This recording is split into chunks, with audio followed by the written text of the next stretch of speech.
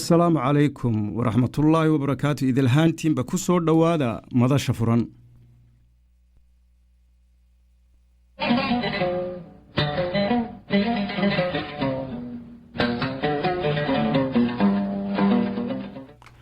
وصبتي بشي سديداد سنتك لبكن يلحي لباتن وانا تضبدي في دنمو حدايو كلا أيان تضباد والبا هودا كوكولنا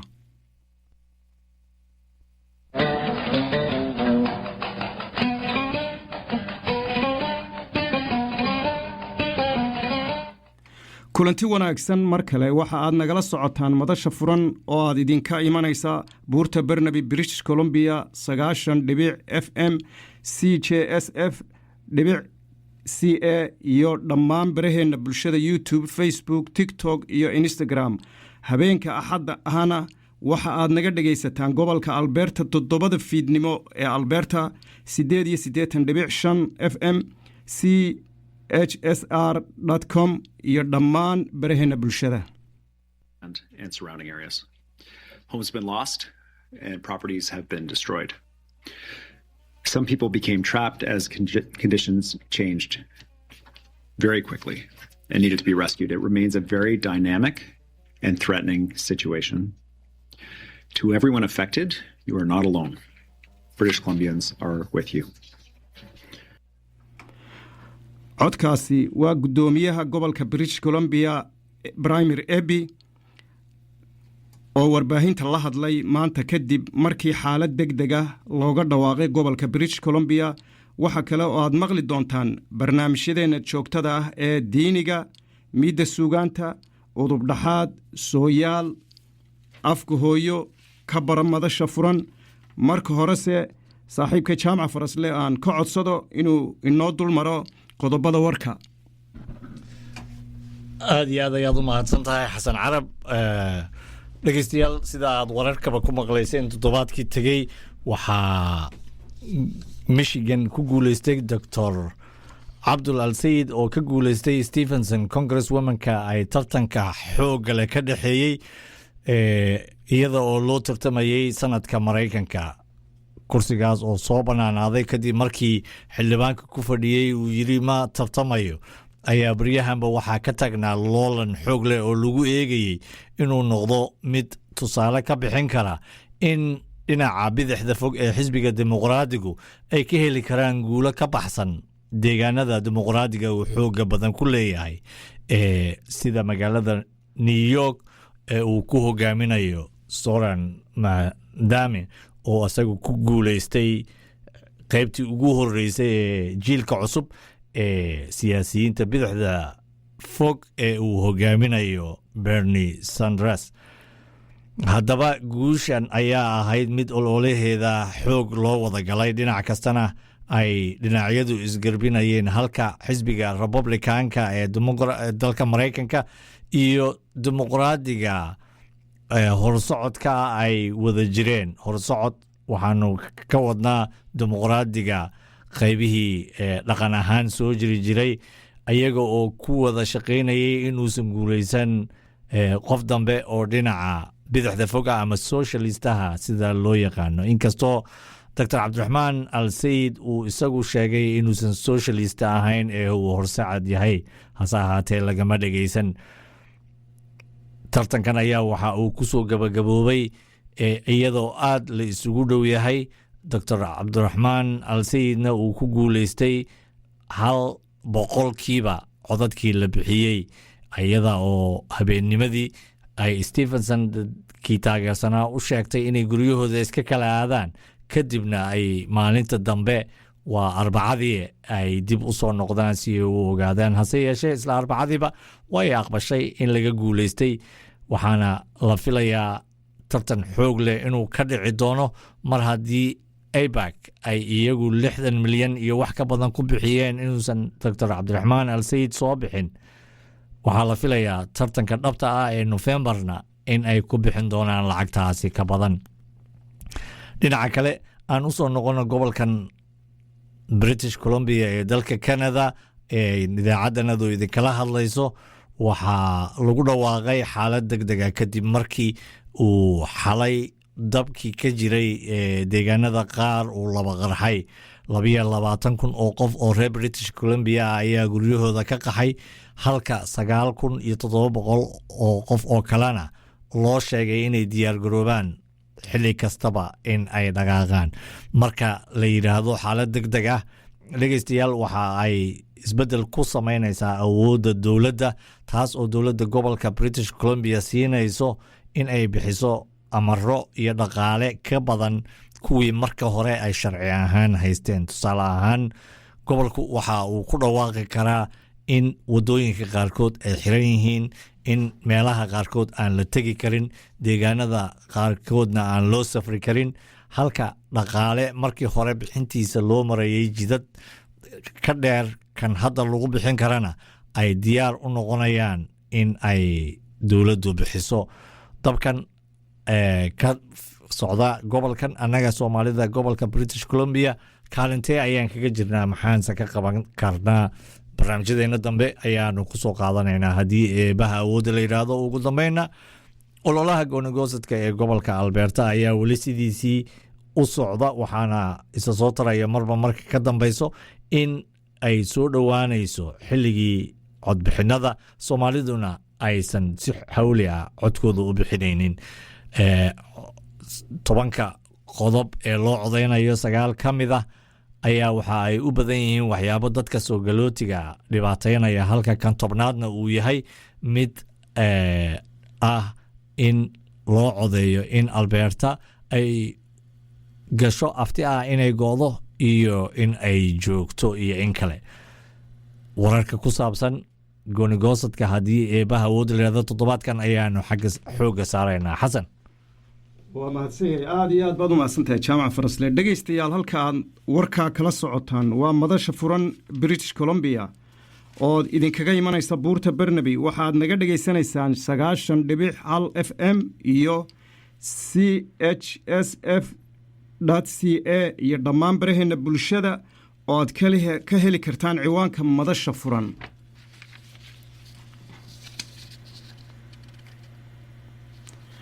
midabta koorka iyo cunsuriyadda ma aha mid ku cusub dhagaha dadka dunida ku dhaqan gaar ahaan kuwa ku nool wadamada shisheeye sida reer galbeedka oo kale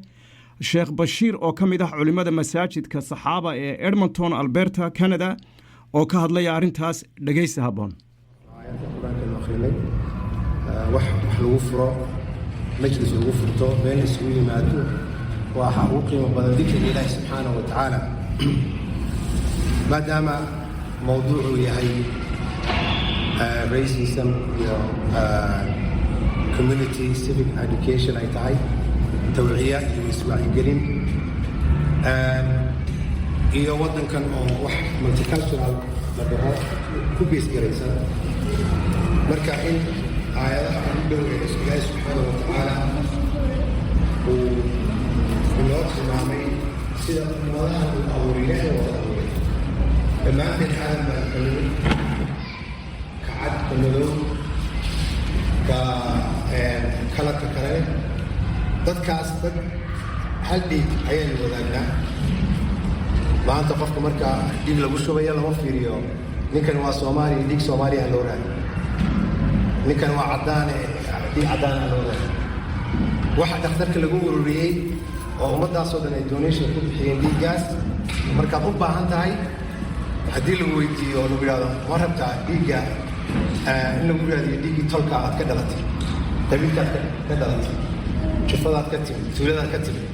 nafta kaa baxaysa oo la yiraahdo waxaa lagaaga doonayaa yaa dadkii kula dhiigga ahaa miyaad sugaysaa dhiiggaas mise ka kugu horeeya lagu hayo ilaahu gaal buu noqda dhiiggiisa oo qaada marka xikmadda meeshaa ku jirta waxaa weeyaan annaga islaamku ودين عالمي مرحبا إلهي خالقها ذاتك الأبوري وهو حكيم وهو عليم أياوي عودتي وحب هو نقم الحياة يسوقوا أب إنا ذاتك النوعية كردوان آراء كردوان أقامة كردوان حتى عقائد كل نكحوا معنا دوانا وقارب الدين تكلح دوانا حتى نقول واقعيا إلهي أسوأ آدم سوى كريم الرسول بلان ووقت بلان سوى قاتين وقت لا يمشي وقت يمشي آدم من لدن أنبياء بدن الله سبحانه وتعالى وقومية كالدوان لوجر لكن وحى عجيب إلهي سبحانه وتعالى آخر رسول الله محمد صلى الله عليه وسلم أفضل الرسل أيكو ختمي وحونكو ختمي أفضل كتب تيسا أو كتاب القرآن وإلهي قلت لك إن أنت قيامة لقي قال يدستور كاسلوسا وعمرك إلهي لي هاي آيات حد أنا أخي سورة حجرات وسورة عجيب أولية كلها أوامر هي النواهي ووحل أمر يوم وناكسن إلا سنة هي وحن إلا سكيل عنه سورة وإنت إذا بدنا وحكاية ليس معاملة ضدك ودخل كودا هي قف بس منزلة ليه هي هدوية هي سيد رسول عليه الصلاة والسلام يقول بالله آيات كهرة أو رسول كمركي عربيين كي ضد كان أقول ويريان رسول كسي عن شرف كجرين أو الاحترام كجرين أي ويريان وحرنتين يا محمد سيد سوي رايو مركز إلهي وحولي هو ساعود واقع رسولك عدك هذا حق عبيان مركي جميل إلا ليسوا قالوا إلهي كل لي حسن عمله آية كلها وعي يا أيها الذين آمنوا اجتنبوا كثيرا من الظن سدت قوة النهلان قلبي وذكسبوا في هذا وحد أمي إنسان حسن الظن حسن الظن واحد قفك أما أولادان شاقتي أما بزنس ولادان أما أقبل شغل ولا شوكان أما قرابتهم أما أسكت حلال مركو حلاقة الشيء أما فعل أدكو عرقته أدكو فرحين إن أدكو قادم قفك إنه أديكو حمين محايا لي حسن الظن حتى ورالك هذا مسلم كاو حيانا محبضة دريك أو محا حسن الظن لو أقعد إن قفك قلبي يسميتش هذا كسر بحي إنه كحقريه marka dadku iyagoon qofkii weydiinin tafsiir on oran hebel oo halkaasaan kaa maqlay maxaa ula jeedaa ayuu xulay ninkan uu xumeynay anigu hadalka iga dara anigu iga jeedaa halkaas marka weligaa qofka kale waxaa u maraysaa xusnu dhan ina wax wanaagsan ka male haddii aad garan weydana qofka weydii laa ba's waniya waxaan aan ila dareemayaa ilaahay marka wuxuu yidhi xusnu dhanniga اجتنبوا كثيرا من هذا ظنك كالإرادة محايا ظنك قاشوا بالدم كو تأسوان قضاك الله ولا تجسسوا حيث بساسنا ماذا وحكم ذا قفقوا عورات كيسان هذا قفقوا الويك وانت كيسان هذا يا مركز مجتمع سوء نظيف ونقوش على هذا waxa ogaataa adiga ceebta aad qofkan ku aragtay mid la mid ah wax ka badan oo ka xun baad leedahay marka inta ceebta qofka ka raadin lahay kale marka waxyaalaha ka mid ah qofka inaad sad raadin waxyaalaha privacy-giisa haduu alaab document uu dhigo meel ama telefonkiisa meel dhigo soo furan inaad baadha maaha sida qofka xataa naagtaada hadii tahay ma fiicna akhlaaq ahaan kaas waxa kaaga soo baxay waxa jeclay ninkaaga ma fiicna inaad tiraahdo hada xataa ka hinaasan tahay waxa laga yaabaa la tasalu an ashiyaa in tubda lakum tasukum ilaahi rasuulka asxaabtiisa wuxuu ku yiri yaa ayuha alladina aamanu haraadinina rasuulka ha weydiinina su'aalo badan waxa laga yaabaa inuu idinku jawaabo waxaan idinka fahmay ayadaasi waxay ku soo degtay saxaabi abdullah bin xudaafa loo oran jiray ayaa waxa lagu xaman jiray أباه وشتين وصلنا وكان ذي بلال بين أصحابه هذا الكيس كفتر وضوء وصوب حي متضايق قول لي هذا لأن لما نقول لي أباهكم مرة وهو المبدع مركا يسهين كي واي رسول كي بيقول يا رسول الله من أباهي واي السؤال حساسي بالهوية ده شيء كونه نقاس رسول كي بيقول أباهي واي مركز بس يقول حكيري أبوك حداث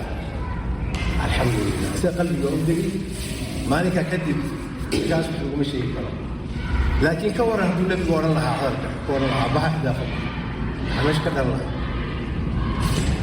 شو سؤال شاسي واحد داو على هويتي واحد كتري ورياها waad ceebaysantiin meedi aaminin inaan ku dhalay aabbahaan ku dhalay marka alcumuum waxa weeye marka qaarkood in wax la baarbaaro ma fiicna saasayna looga digayaa tajasuska ilaah marka wuxuu yidhi walaa tajassasu walaa yaktab bacdukum bacda tana waa mid in la isxamo xanta waxaa ka mida siduu nabigu noo sheegay taxriifkeeda qofka ood ku tiraahdo wuxuusan raalli ka ahayn ma aha qofka kaa maqan inaad ka sheegto adigoo hor fadhiya ayaan ku ahay ama hadal aad raalli ka ahayn baa kaa sheegay markaas waa xantaa la sheegay ilaahay wuxuu ku misaalay an yuxibu axadukum an yaakula akhiihi maytan fakarihtumuuh inuu qofku dhiigga walaal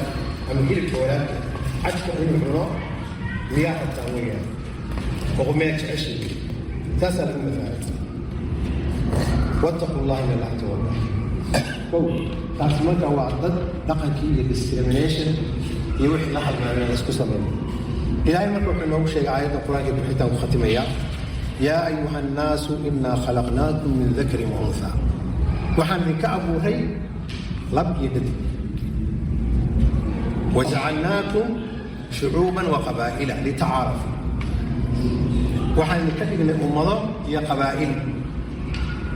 limaada laamu tacliil weeyaan litacaarafuu saa isku garataan marka xikmadda ilaahay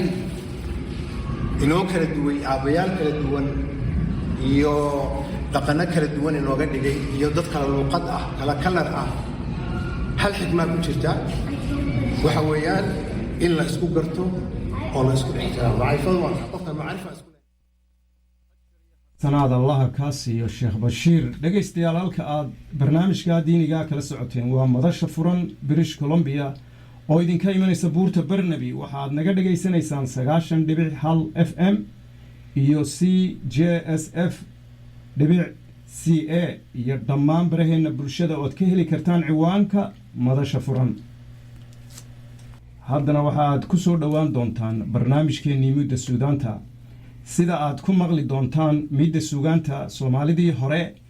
waxay iska ilaalin jirtay wadaad iyo gabaya sheekada macallin Axmed Faarax Idaaja dhageysi wacan dhegaystayaal toddobaadadii ugu dambeeyey barnaamijyadii halkan ka baxay sidaad ku maqasheen dadkii ay Soomaalidii hore habaarkooda iska ilaalin jirtay kuwii ugu daraa waxaa ka mid ahaa wadaadkii kitaabka ee garabka ku sidan jiray iyo sidoo kale gabyaagii caanka ahaa ee ay bulshadiisu dhab u aqoonsanayd si ishooda iyo ilaacadooda looga badbaado labada mid walba sidiisa ayaa loo dhowri jiray loo darajayn jiray loogu hagar bixi jiray hadduu waxtar u baahdo waxyeelayntiisana la isaga digi jiray haddii kolka ay arrintu sidaa tahay bal waxaad malaysaa habaarka laga filan karo ruuxa labadaa tilmaamoodba isku darsaday waxaan u jeedaa ruuxa wadaadka ah islamarkaana gabyaaga ah waa arrinta sheekada aan maanta idiin hayaa ay ku saabsan tahaye bal dhegta u dhig waxaa la yidhi galbeedka dhulka Soomaalida ayaa bartamihii qarnigii 19aad waxaa ka soo baxay wadaad quraan ruug ah oo aad looga aflaxay wuxuu ahaa degaankii uu joogi jiray oo idil macallin la isaga sheegay macallin ardadiisa dhab ugu hagarbaxa sidaa darteedna dadku si fudud ayay u kala garan jireen iyaga iyo dugsiyada wadaadadii kale kuwii wax ka baran jiray col iyo abaari haddii aanay u diidinna aabba waliba wuxuu ku taami jiray wadaadka inuu la darso si inamadiisa midkood uu dugsigiisa u geysto dhaqanka waxbarashada ee Soomaalidu sidoo ahaan jirayna waxaa la bixin jiray xoolo aan badnaynoo ijaar ah macallinkaas oo kalena uu ka qaadan jiray waalidka dhalay kolba ardayga uu waxbaraayo xoolahaas oo ay ugu qiimo roonayd qaalin geela oo wadaadka la guddoonsiin jiray kolka wiilasha midkood uu qur-aanka u dhammeeyo inkastoo uu sano kontonaad madaxa la galay haddana macallinku weli reer ma uu yeelan weli ma uu guursan maxaa yeelay xoolo uu yarad isaga bixiyaa xeradiisa kuma jirin guurkuna sida la og yahay waayadaas ma fududayn oo nin waliba gabadha uu dhalay ee u korta wuxuu ka filan jiray in laga siin doono geel fara badanoo kolkolka qaarkood 60 halaad ay tiradiisu kor u dhaafi jirtay sidaas awgeed gabdhaha way ku xisaabtami jireen oo inta badan ninkii laba laga guursadaa wuu ka hodmi jiray inkastoo dhaqan ahaan ay wiilasha ka jeclaayeen wadaadkaas oo la oran jiray macallin Axmed Maxamed aw Ibraahim aw Sidiiq ayaa maalintii dambe waxaa dugsigii ugu yimid nin uu garanayay dadka deegaankaana ka tirsanaa waxaa ninka la socday wiil markaa 10 jirsaday oo uu keligii wiilal ka lahaa kaasoo uu dugsiga u keenay in qur-aanka lagu baro madigaa ka sokow wuxuu ninku lahaa 2 gashaantimoodoo ciddii aragtaaba ay quruxdooda la ashqaraartay labada midda weyne way doonanay oo yaradkeedii odaygu waxna waaba qaatay waxna wuu sugaayey tan yarise maalmahaas ayayba timaha tidcatay wadahadal aan sidaa u dheerayn kadib odaygii wiilka dhalay iyo macallin axmed way heshiiyeen waxay isku afgarteen macallinku inuu wiilka qur-aanka u bilaabo iyo markuu u dhammeeyo in odaygu abaalguud ahaan u siin doono labadiisa gabdhood midda yar ee dhowaanta guudka loo dabay in xelala'aan ku raagay buu ahaaye aad buu macallinkiina heshiiskaa ugu farxay kolkaas buu isla markiiba intuu wiilkii guddoomay alif waxmara looxii ugu xariiqay maalmihii xigayna isagaa ma ahee ardadii kale inuu iloobo ayuuba ku sigtay goor noolba isaga ayuu gacanta haystaaye haddiiba maseedigii rumaad buu u aqoonsaday u malee jimco iyo fasax kale toona uma oggolaado halka wiilasha kale ay maalintii hal cashar ka qaataan isaga labuu siin jiray sida muuqatana wiilku fahmo miiran buu ahaaye casharkii la siiyaba intaan 2 tukays daawan ayuu kor ka qaybaa macallinow ii dhegaysadiisa ayay ardada kale la wada yaabi jirtay wax la isla soo maraba dharartii qur-aanka loo bilaabay kolkay 2 sano ka soo wareegtay ayuu wiilkii casharkii ugu dambeeyey ka soo baxay halkaas buu qalinkii ku jebiyey isaga oo 12 guu ay markaa u dhammaadeen dabadeedna ballantaa ahayde goor subaxa ayuu macallin axmed kabihiisii iladay wuxuu u dhaqaaqay xagga reerkii wiilka dhalay iyadoo markaa ay xoolihii dareereen ayuu u tegey odagii oo golihii geelaysa weli hor fadhiya isnabdaadin kadibna wuxuu weydiistay ballantii ay lahaayeen inuu fuliyo gabadhiina uu u dhiso kolkaasba odagii cabbaar hadalkii ku xirmay marba dhinac ayuu u jeestay dabuubta wadaadka wax uu kaga jawaabo ayuu doondoonay ugu dambaystii ayaa waxa alla ka keenay wadaadow runira kama naxiso waa tii lagu maahmaahay tukalana waatay ahayd geelna waa galgashaa ragna waysgadiyaaye ballanteennii sideedii ahaan mayso waxaad igu leedahay qaalintii geela ahayd ee aad ka qaadan jirtay kolba wiilka aad qur-aanka u dhammayso sidaas awgeedna arrintii gabadha iska ilow oo isaga samir awal baan aad ugu fududaaday oo ku degdegay macallinkii dhegihiisii ayuu rumaysan waayey allow riga iiga dhig ayuu hoos ugu ducaystay warkaa tiri iigu soo celi ayuu odagii dhowr jeer ku yidhi ha yeeshee wixii hore wax ka duwan ka maqli waah show isagu ma ogee gabadha rag guurdoona ayaaba soo doonay showgeel fara badan bay odaga u ballanqaadeen oo sidaas ayuu ballantii kaga baxay wadaadkii bay kolkaa indhihii madoobaadeen barqay ahayde qorraxdiibaa u muuqan weyday isaga oo aad u gidaadsan luguhuna ay xajin la'yihiin ayuu ka kacay isagana tegey golihii uu odayga la fadhiyey dabadeedna inuu dagaalamo ayaa ka go'day hubkusa waa kala kaane isaga kiisu warmo iyo fardama ahayn kiisu wuxuu ahaa qur-aan asma iyo asraare allayleh iyaga ha ku aarsado oo suuraduhu kala astaan leh reerkii ku ballan furay ancaam ha ku gano markaana ha warjeefto odayga ha wareento wiilka ha curdan dhaliso hooyadiina intay ku durduriso dhasha ha ka qabsato siduu filaayeyna taasi markay dhacdo waxaa xigi doonta inay u yeedhaan tuftiisa iyo tahliishiisa inay ka baryaan intay xaal mariyaanna ay u dhisaan gabadhii ay u diidi jireen 114 jeer hadduu akhriska suuraddaas 7 idin u soo jeeday ayuu hameenkii dambe reerkii ku halgaaday tix gabay ahna kula ballamay wuxuu yidhi rag hadduu irdhoobo qalbigu aamin kala waayo ninba awlaxiisuu dagaal kula ordaayaaye ancaamey maxaad fali adaan ku arsilayaaye sow eebadaydoo aan ritiyo aaha noqon maysid sow inanka keliyuu dhalay iyo ubadka layn maysid sow ooridiisuna dhalmada ka afurdayn mayso sow aramiduu qabi jiriyo eel ku kicin maysid sow awgii doonaay markaa layma odhan doono ugii kaa xigay goor duhurkii ah ayaa macallinkii nin soconayaa dugsigii ugu yimidoo war uu ka naxay uga tibixsiiyey wuxuu ku leeyahay macallin axmedow gabadhii laguu diidi jiray niman ardaagal u ah ayaa dhowr cisho aabbaheed marti u ahaa wixii kale oo dhanna waa laga heshiiyey tirada geela yaradka ah ayaa intaa lagu gorgortamayey saaka ayaa arrintaana la isku afgartay taladuna waxay tahay geed hebel in galabta lagu meheriyo wadaadkiibaa markaa haddiiba go'aan gaaray wuxuu goostay gabadhaas iyo ninka soo doonay inuu isgafsiiyo inuu goobtaa tago kana tiriyo gabay habaara oo kaa soo doonay iyo ninkii kale oo maqlaaba ay kaga cararaan wax yar kadibna geedkii gabadha lagu meherin lahaa oo aad loo soo buuxiyey ayuu isa sii taagay nin garanayay iyo nimaan garanaynba mar qura ayaa la wada aamusay isna meel laga wada maqli kara intuu joogsaday gabadhii oo gabdho kale kob gees ah la fadhidana murugsitada ku fiiqay ayuu yidhi naagtaa gadaafaha qabtiya culimo gaadeeda naagtan gugeedii maraha tira ku gowsiiyey guduudkeeda unbay arkiya kuma gudayaane allahayow ninkii guursadow adan ku guulaysan guryo ba'ay cayr iyo ka qaad goobataal maran gablan wiila'aaneed ilaah gorodda kuu saariye waa meel inkaar lagu gubaya dhaxal laguu gooye gurbood iyo carruur ay dhashaa kuma gargaaraane garka kuma qabtaan oo wiilasheed gogol ha qooqsiinne gaafaha raggaad qaybsataan geedka kugu ciili gaani iyo irmaan guuna iyo goodar iyo qaarmugu dhalka iyo gaadiid la raro gooniha u foofsan ganuun xoor lahood soo shubtana eebba kugu gaabi rag ninkii hungurigeed galow minadu kaa guurtay gaaniga la taageero iyo gabasku kaa leexay geedka iyo xiniyaha jirka oo guranna laalaadi mar qurax ayaa geedkii lagu kala cararay ninkii guurdoonka ahaa iyo raggii la socdayna geed wixii ay hormariyeen ayay odagii ka ceshadeen wadeeca allah iyaga oo ku haya ayay reerahoodii u jaxiirteen gabadhiina laba dambe isuguma imaan gabaygaas ninkii maqlay iyo kii loo sheegayba 4 geedi buu ka fogaaday sida la sheegay iyada oo weli gabar ah ayay gabowday waayadii dambana waxay ku sheekayn jireen macallin axmed baa laga gaaray dhegaystayaal barnaamijkii dhaqanka iyo hidduhu maanta halkaa inoo joogo waa inoo toddobaadka soo aadan iyo ku lamid ah hadduu eebba kaasi wuxuu ahaa axmed shaah faarax cali idaajaa barnaamijkeennii miidda sugaanta oo aynu ku dhegaysanaynay siduu inoogu kala tirinayay gabayaagii iyo wadaadkii israacay ee reerka ku halgaafay alcaam waxaynu ku jirnaa weli barnaamijyadeennii sidaad warka ku maqasheen gobolka british columbia waxaa ka kacay dab aad u xoog badan waxaana lagu soo rogay xaalad deg deg ah waxaa inoo haya jaamac faras leh jaamac haye and surrounding areas. Homes have been lost and properties have been destroyed. Some people became trapped as conditions changed very quickly and needed to be rescued. It remains a very dynamic and threatening situation. To everyone affected, you are not alone. British Columbians are with you. codkaasi dhegaystayaal waa gudoomiyaha gobolka British Columbia Premier Eby oo maanta mar lagu dhawaaqay xaalad degdeg ah dabka dhacay awgii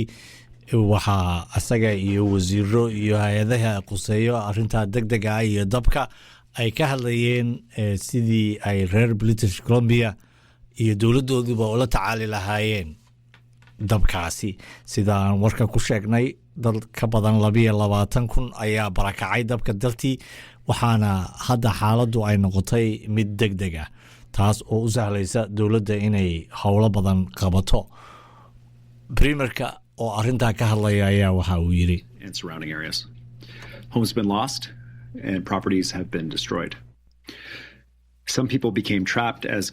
conditions changed very quickly and needed to be rescued. It remains a very dynamic and threatening situation. To everyone affected, you are not alone. British Columbians are with you. This new fire marks a significant shift in the overall fire situation in our province.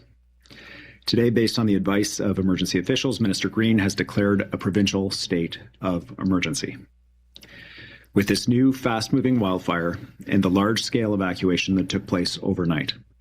emergency officials advise us that they now need the specific tools it enables available to them at a moment's notice, should they be needed. The Minister and emergency personnel who are with us today will be able to provide details on what this will mean on the ground. Through the night, first responders, wildfire crews, search and rescue teams, RCMP, local community members, local government leaders, volunteers, and emergency officials worked tirelessly. The stories that are starting to come out are heroic. Many people put themselves at risk to save others. We thank them for their courage and for their commitment. waayahay warka Premier Eby haddaanu halkaas ku dhegeyno dhegeystayaal waxa uu guud ahaan ka hadlay go-aanka ay dowladdu qaadatay iyo hay-adaha degdega ah sababta keentay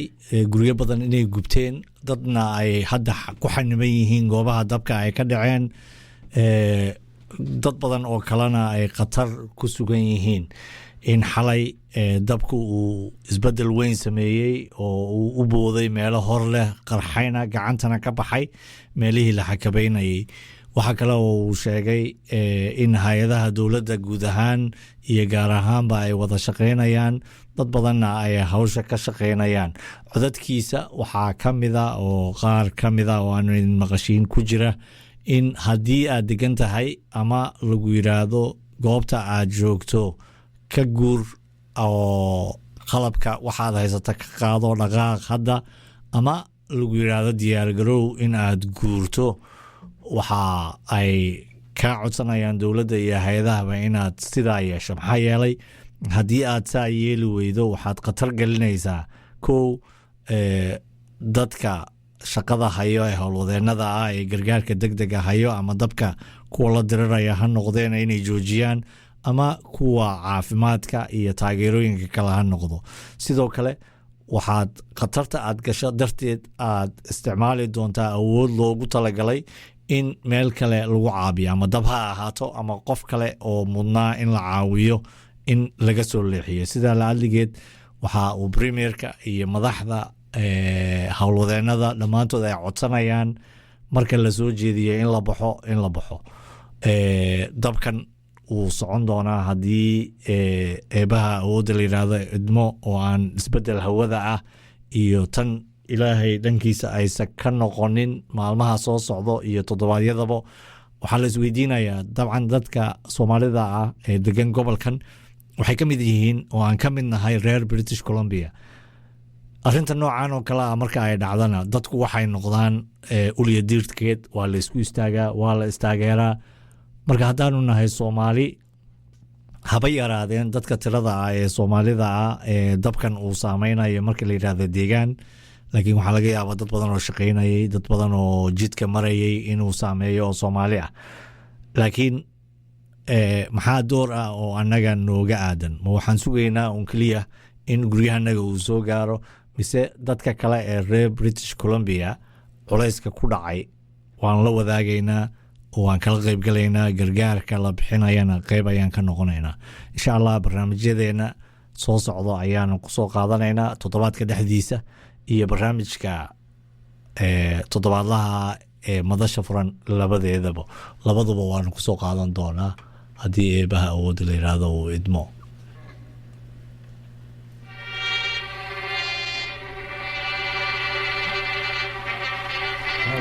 ahaa jaamac oo inoo soo gudbinayey barnaamijkii xaaladda degdega ee gobolka British Columbia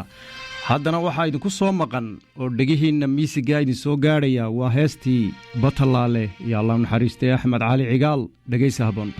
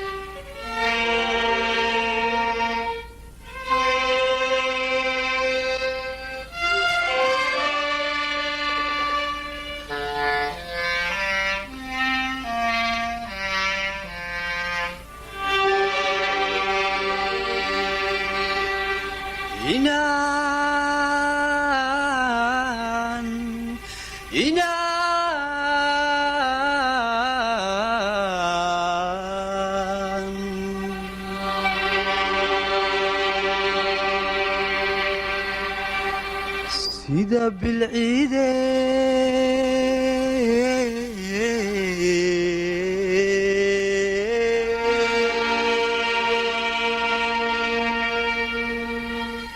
farxad loogu soo baxo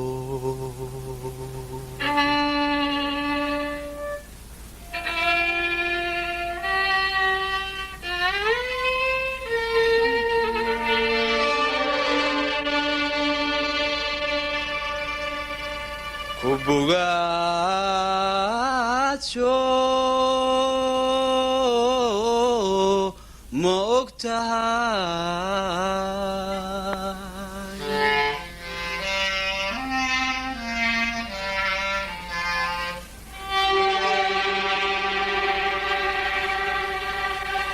ku bogaad caasho ma ogtahay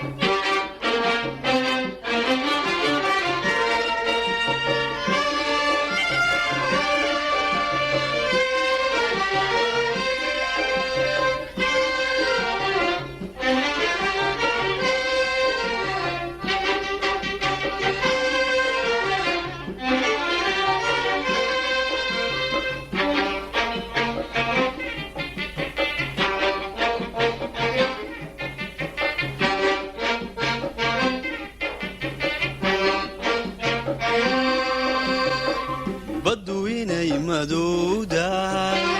biyo tahay ma moogtahay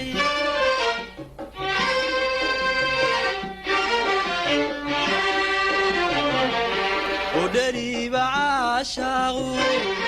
batalaale inuu dhiigu cakuye la soo booqdu moogtahay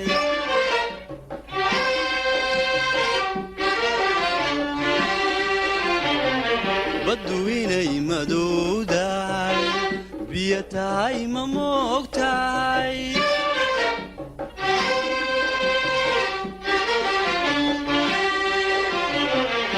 bodhariba caashaaqu batalaale inuu dhiigu la soo booqdu moogtahay waayahay haddii eebbaha awoodda la yidhaahdo allaha u naxariistee axmed cali cigaal iyo heestaa waanu sii wadi doonaa waxaad dhegeystayaal naga dhegeysanaysaan madasha furan b c oo idinkaga imaanaysta buurta barnaby 7 ilaa iyo 8 fiidnimo ee xiliga gobolka British Columbia habeen dambe haddii ilaah yidhaahdo 8 ilaa iyo 9 xiliga gobolka Albertana waxaad naga dhegeysan doontaan magaalada Edmonton waxaan ku jirnaa qaybtii dambe ee barnaamijkeena toddobaadkan barnaamijkeenii afka hooye ka baro raadiyaha cutubkiisii labaad ayaanu dhex mushaaxaynaa waxaa inoo soo diyaariyay lanana socodsiiya wariye sare xasan carab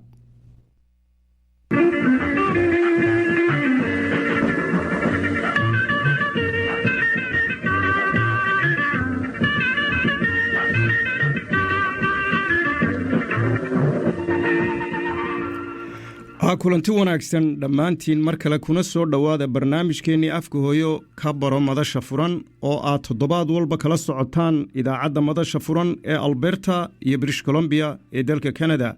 sabti iyo axad walba sidoo kale waxaad afka hooyo ka baro madasha furan kala socotaan baraheena bulshada sida YouTube, Facebook, TikTok iyo Instagram.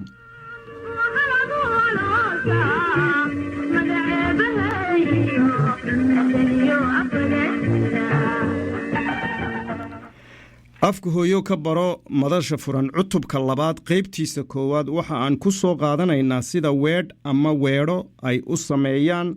waxa aan isla soo barannay sida erayo la isugu geeyo oo ay micno buuxa u samaynayaan kadibna ay weedh ama weedho u noqdaan tusaale waxa aan soo qaadanay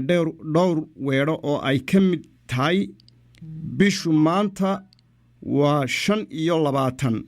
waxa aad sidoo kale cashirkii koowaad ee cutubkan ku aragteen in erayo kasta oo la isu geeyo aysan micno u samaynayn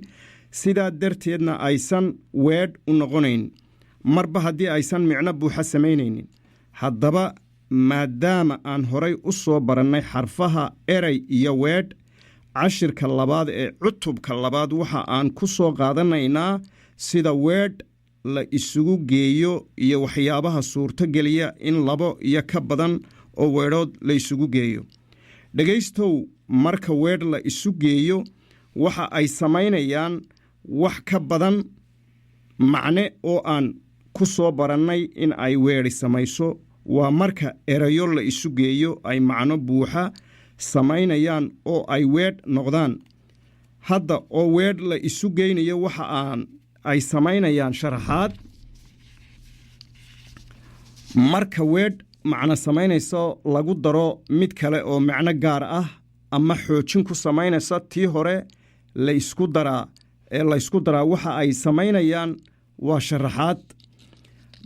balse inta aanan dhegaystow u gelin isugeynta weedhaha waxa muhiim ah in aan baranno arrimo la xidhiidha qoraalka guud iyo gaar ahaan kanfarta afka Soomaaliga waa dhibcaynta ama calaamadaha qofba sida uu u yaqaan.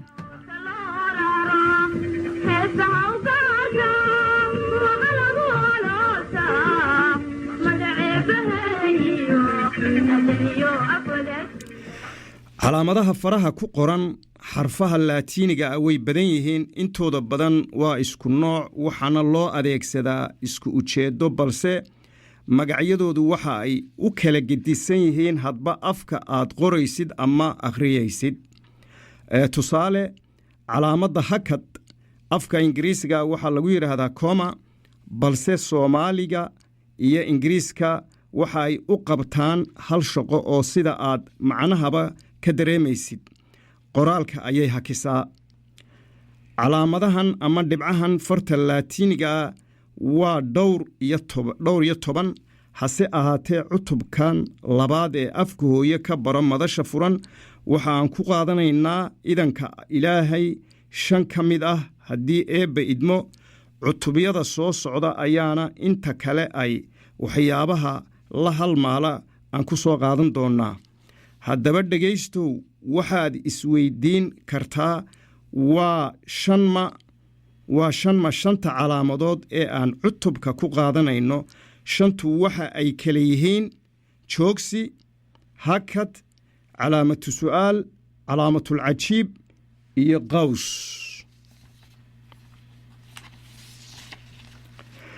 shantan wax dhegaysta in waxay noo helin doonaan idanka alle xarfaha kasta oo uu qoraalku ka bilaabmayo inuu noqdo mid weyn waxa aan ka wadnaa aan ku xusuusiye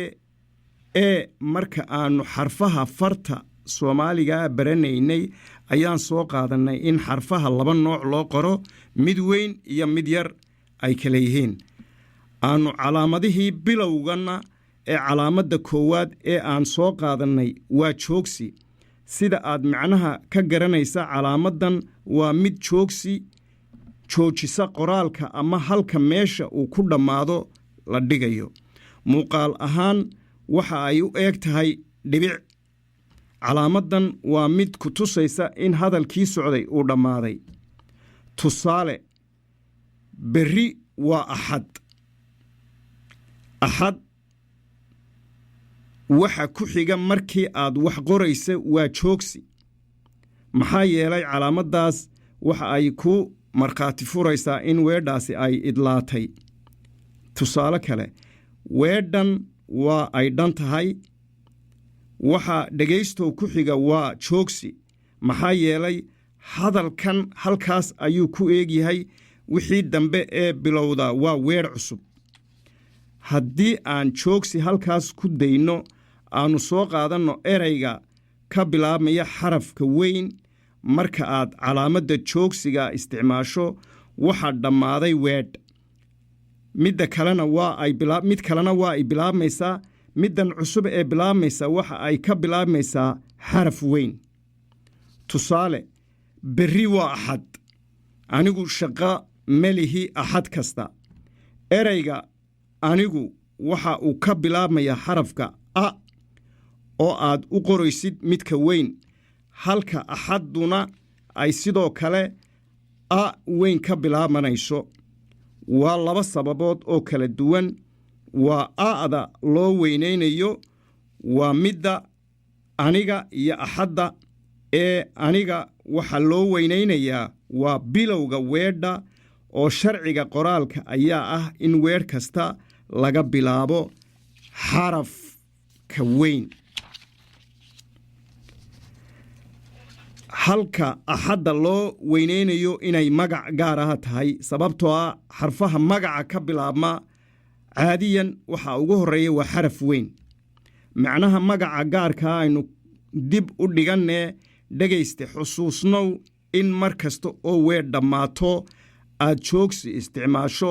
midda cusub eed bilaabaynaysana ereyga ugu horeeya xarafkiisa koowaad aad weynayso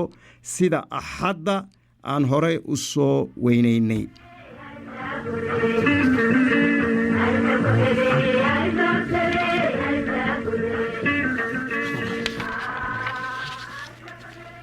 halka aad nagala socoteen waa madasha furan British Columbia iyo Alberta sidoo kale naga dhageysataan. hadda akhyaarta awada naga dhageysatay waxa aan ku sii siqaynaa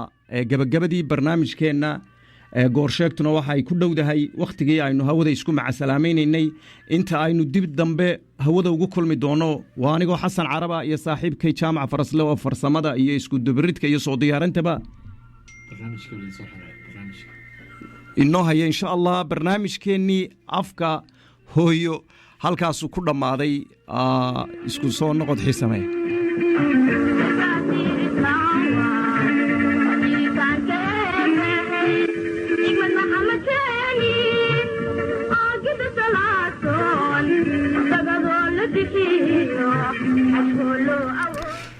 aad iyo aad ayuu u mahadsan yahay Xasan Carab. heesta Maryan Cali Muddo ilaahay naxariistii jannaha ka waraabiye. halka ay u dambaysayna waa barnaamijkii afka hooyo ka baro madasha furan. haddii eebaha awoodda la yidhaahdo toddobaadyada soo socda ayaa halkaa cutubkii labaad ayaan weli ku jirnaaye aad ka dhagaysan doontaan.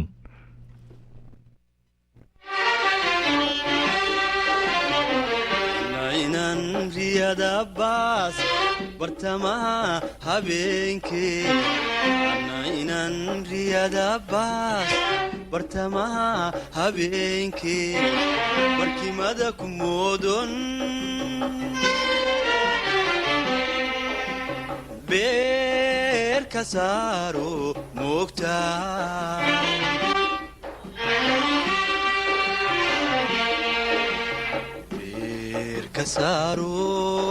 kasaro moogtahay berkasarae berkasarae berkasarae berkasarae berkasarae berkasarae adan auga adanauga adanauga adanauga berkasara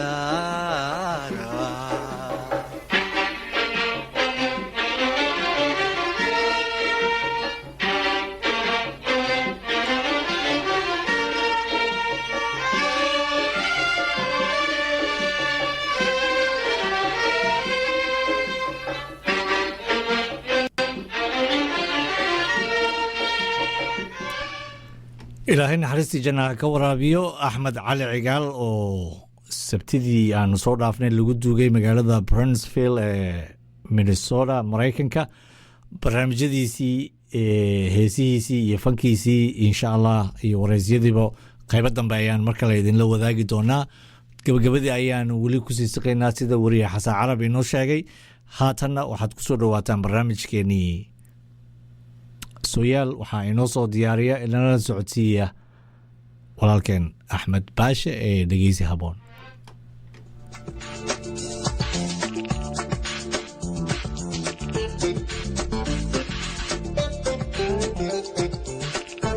kulanti wanaagsan dhammaantiinba ku soo dhawaada barnaamijkeena sooyaal oo aad aalaba kala socotaan FM 90.5 CJSF.ca iyo baraheena xiriirka bulshada ee madasha furan iyo sugan media.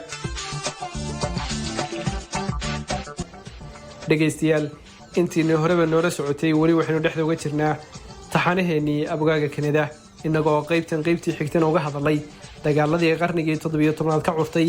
waqooyiga Ameerika. qarnigii 17aad Faransiiska iyo Ingiriiska waxay ku tartamayeen cidda maamuli doonta waqooyiga Ameerika, laakiin kali kuma aysan ahayn dhulkan waxaana deganaa ummad kale oo xilligaas si weyn u dhaqnayd. waana dadka maanta loo yaqaan indigenous people afka ingiliishiga, halka afka soomaaligana lagu yiraahdo abogaaga.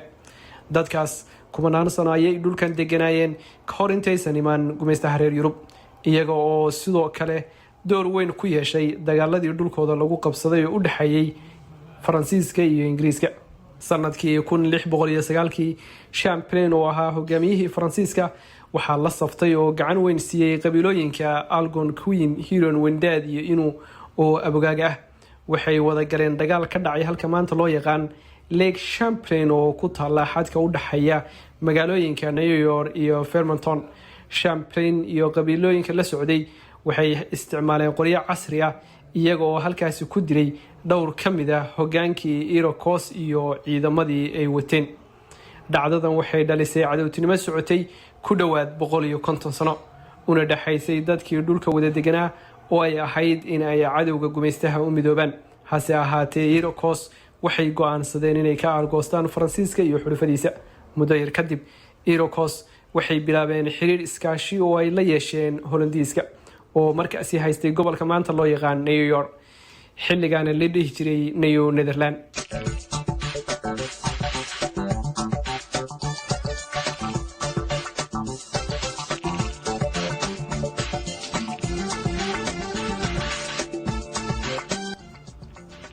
Hollandiiska waxay siiyeen Iroquois qoryo casri ah, rasaas iyo hub kale iyaga oo kaga bedelanaya dhogorta xayawaanka oo xilligaasi muhiimad weyn u lahayd qaaradda Yurub.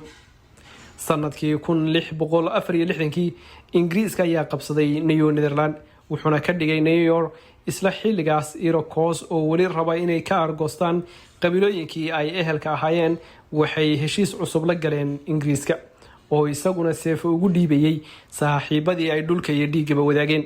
dhanka kale Faransiisku wuxuu sii ballaarinayay deegaameynta dhulka abogaaga. waxay dhiseen magaalooyinka Quebec iyo Montreal waxayna xiriir dhow la samaysteen qabiilooyin badan oo abogaaga ah. sanado badan ayuu socday dagaal u dhaxeeyay Faransiiska iyo Ingiriiska oo ku loolamayay gacan ku haynta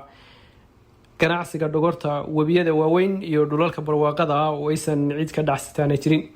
markii la gaaray sanadkii 1756 waxaa bilowday dagaal weyn oo ka dhacay waqooyiga Ameerika una dhaxeeyay Faransiiska iyo Ingiriiska. dagaalkan wuxuu markii dambe ku fiday Yurub iyo qaarado kale waxaana loo bixiyay dagaalkii 7 sano kaas oo socday sanadkii 1756 ilaa 1763 waxaana lagu tilmaamaa dagaalkii ugu horeeyay oo caalami ah. Faransiiska waxaa taageerayay qabiilooyin badan oo abogaaga ah halka Ingiriiskana ay taageerayeen kuwa kale oo xulufo lahaa. markii la gaaray sanadkii 1759 Ingiriisku wuxuu go'aansaday inuu weerar ku qaado magaalada Quebec oo ahayd xaruntii ugu muhiimsanayd ee Faransiisku ka xukumayay dhulka uu qabsaday. dagaalkan oo bilowday 13 Sebtembar 1759 ayaa labada ciidan ku kulmeen meel bannaan oo maanta loo yaqaano Plains of Abraham, waana meel ka baxsan qalcadihii iyo derbiyadii uu Faransiisku ka dhisay magaalada Quebec. dagaalkan oo socday wax ka yar hal saac ayaa dhaliyay khasaare badan, waana dagaalka labadii taliye oo labada ciidan kale hogaaminayay isla goobta lagu dilay. James Wolfe iyo Monken oo Faransiiska hogaaminayay waxay ku dhaawacmeen dagaalka, ugu dambeyntiina way u geeriyoodeen isla dhaawacaasi. Ingiriiska ayaana ku guuleystay dagaalkaas isaga oo qabsaday magaalada Quebec. guushaas waxay isbedel weyn ku samaysay dagaalkii ka socday waqooyiga Ameerika.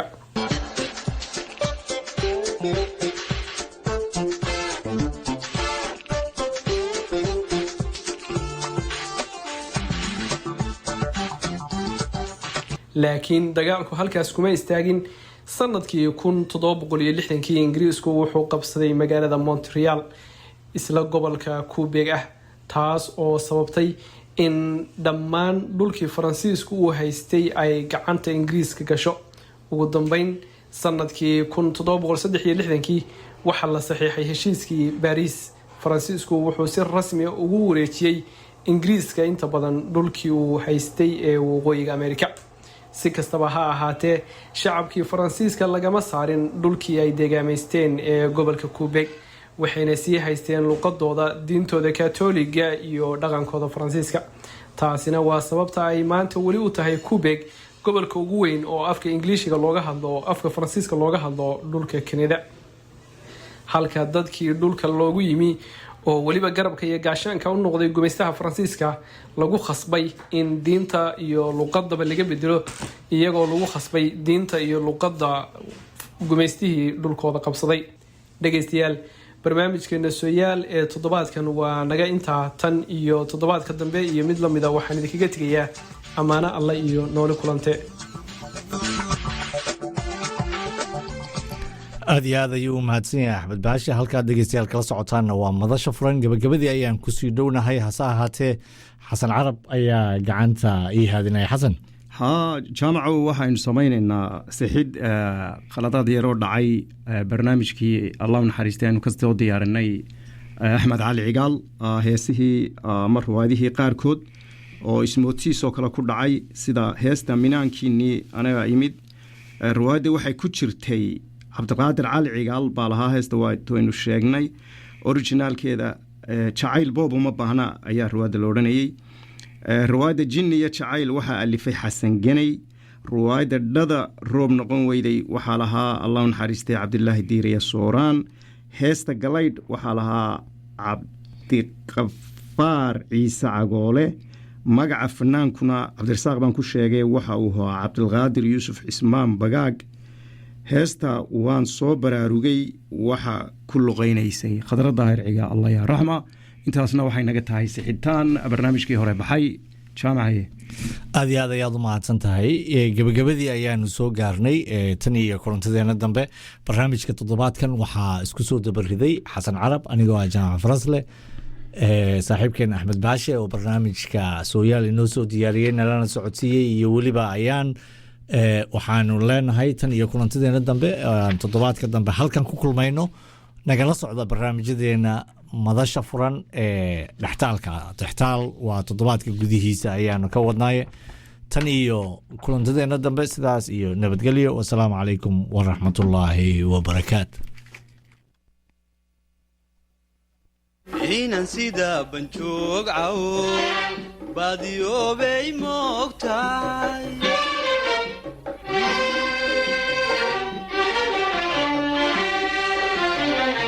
badankayga waayan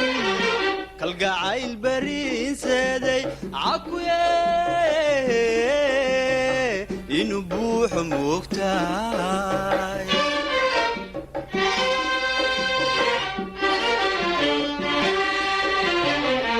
inan sida banjoog caw baadiyoobay moogtahay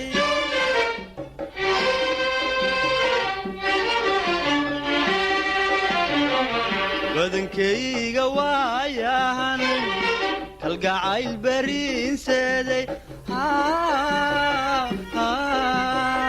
inuu buuxo moogtahay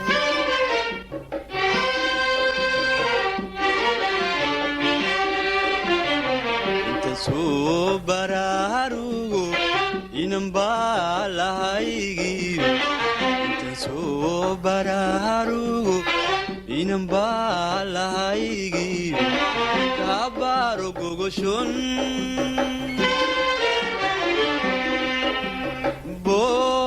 boholyoobay moogtahay